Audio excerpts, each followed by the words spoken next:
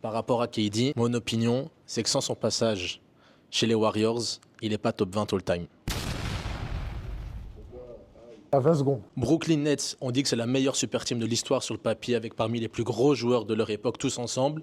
Flop. On va chez les Suns, équipe plus construite, qu'on fait une finale de NBA sans KD.